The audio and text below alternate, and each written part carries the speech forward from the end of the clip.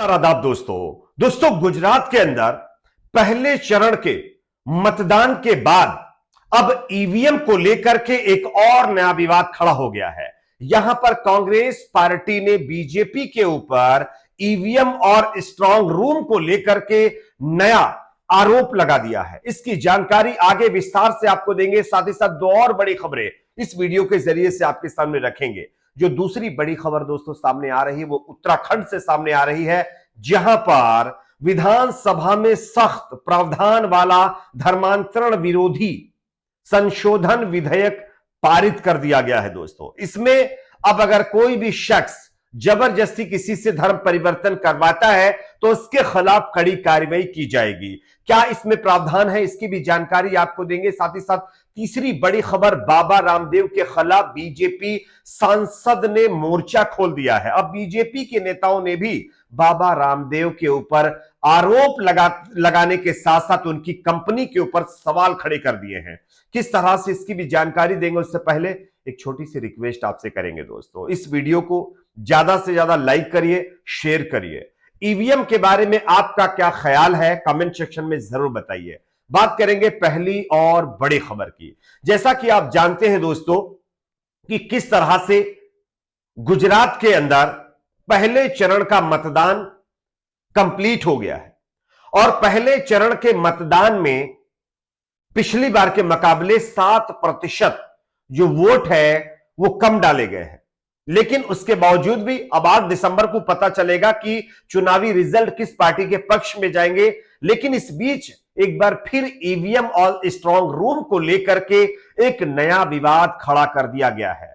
मैं आपको खबर दिखाना चाहता हूं, पहले आप इस खबर को देखिए। गुजरात में बीजेपी षड्यंत्र रच रही है। ईवीएम को स्ट्रांग रूम तक केंद्रीय सुरक्षा बल नहीं, गुजरात पुलिस पहुंचाए।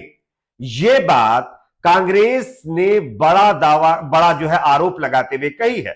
दरअसल कांग्रेस का सीधे तौर पर कहना है कि गुजरात में बीजेपी षड्यंत्र रच रही है।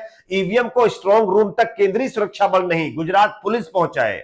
यानी कि कांग्रेस कह रही कि गुजरात पुलिस जो है ईवीएम को स्ट्रांग रूम पहुंचाए, जबकि वो आरोप बीजेपी के ऊपर लगा रही है कि बीजेपी ये चाहती है कि जो ईवीएम मशीनें हैं जिसके अंदर वोट डाल दिए गए हैं, उन मशीनों को बीजेपी जो केंद्रीय सुरक्षा बल है उनके साथ स्ट्रांग रूम में रखवाना चाहती है।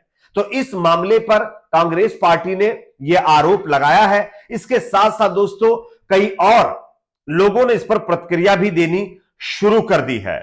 यहां पर देखिए, विशु मोहन लाल ने ट्वीट करते हुए लिखा है कि इस राज्यों के अंदर बीजेपी का कोई झंडा पकड़ने वाला हो तभी तो वो वोट की हेराफेरी करेगा ना, वहां पर अगर बीजेपी को जीता दिया तो सरासर नाइंसाफी है, क्योंकि जिस राज्य में बीजेपी का झंडा पकड़ने वाला कार्यकर्ता ना हो वहां पर बीजेपी कैसे जीत सकती है। इस तरह का यानी कि लोगों ने आरोप लगाना यहां पर शुरू कर दिया है। फिलहाल इस मामले में देखना होगा कि क्या होता है। लेकिन आप लोगों को पता है कि आम आदमी पार्टी ने पहले ही आरोप लगा रखा है कि बीजेपी ने पहले चरण के मतदान में एक विधानसभा के अंदर स्लो वोटिंग करवाई है, यानी कि बीजेपी चुनाव आयोग ने मिलकर के स्लो वोटिंग करवाई है। इसका मतलब क्या है, यह आरोप लगाते। लेकिन अब ये जो है नया ईवीएम और स्ट्रांग रूम का विवाद खड़ा कर दिया गया है।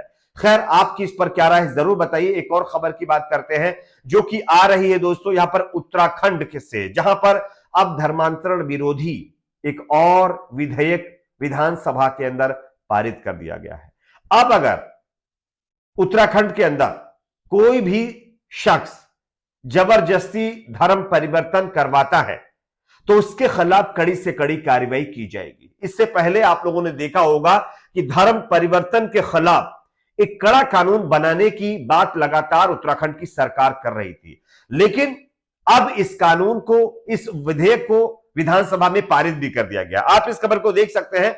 उत्तराखंड विधानसभा ने बुधवार को कड़े प्रावधानों वाला धर्मांतरण रोधी विधेयक जो है संशोधन विधेयक पारित कर दिया है, जिसमें धर्म परिवर्तन के दोषियों के लिए 3 साल से लेकर के 10 साल की सजा का प्रावधान यानी रखा गया है। और विधानसभा के शीतकालीन सत्र के दूसरे दिन उत्तराखंड धर्म स्वतंत्रता संशोधन विधेयक 2022 को ध्वनि मत से पारित किया गया। यानी कि यहां पर वोट नहीं डाले गए हैं, सिर्फ आवाज, जिसकी तेज ध्वनिमत से जो है वो सेंस के हिसाब से पास किया गया है। उत्तराखंड सरकार ने मंगलवार को यह विधेयक विधानसभा में पेश किया था।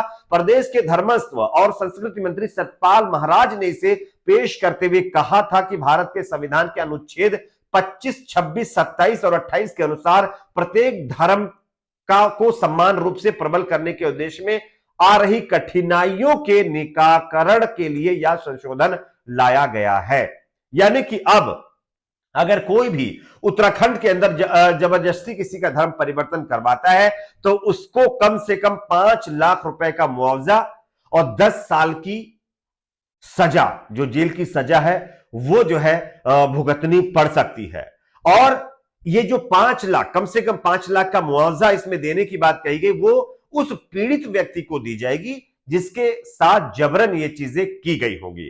तो ये कहीं ना कहीं नया कानून यहां पर पारित किया गया है। आप इस पर भी क्या सोचते हैं जरूर बताइए। एक और खबर की बात करते हैं। बाबा रामदेव के खिलाफ अब बीजेपी के नेताओं ने भी मोर्चा खोल दिया है। दोस्तों, आप जानते हैं कि बाबा रामदेव का एक बयान जो महिलाओं को लेकर के उन्होंने दिया था, उन्होंने कहा था कि महिलाएं अगर कपड़े ना भी पहने तब भी वो सुंदर दिखती हैं। इस पर काफी ज्यादा कंट्रोवर्सी हुई। बाबा रामदेव के खिलाफ कई लोगों ने आवाज भी उठाई।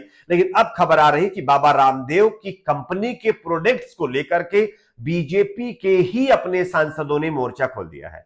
मैं आपको खबर दिखा रहा हूं, आप देख सकते हैं, बोलता हिंदुस्तान की यह खबर है। इसमें लिखा गया है कि बाबा रामदेव मिलावट करने वालों का राजा है, नकली दूध और पनीर बनाने वाले इनके चेले हैं।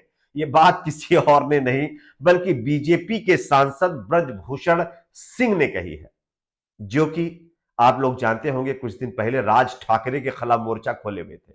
उनका कहना था राज ठाकरे को अयोध्या जो दर्शन करने के लिए वो आने वाले हैं उनको नहीं आने देंगे, क्योंकि उन्होंने उत्तर भारतीयों के साथ नाइंसाफी की थी। उनको जो है एक तरह से गिरी नजर से देखा और उनकी पिटाई कुछ सालों पहले की गई थी।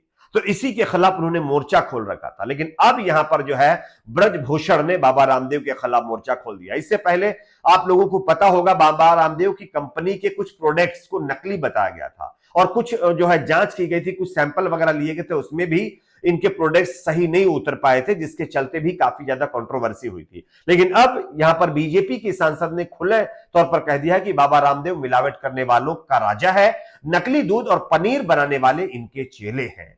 खैर, ये चेले कौन हैं और कौन इनके मिलावटी प्रोडक्ट्स को एक तरह से आगे बढ़ा रहा है, प्रमोट कर रहा है, ये आप सब जानते हैं, बताने की जरूरत शायद नहीं है। दोस्तों, खैर, आपकी अपनी इस पर क्या राय है जरूर बताइए। वीडियो को ज्यादा से ज्यादा आप लाइक करिए, शेयर करिए।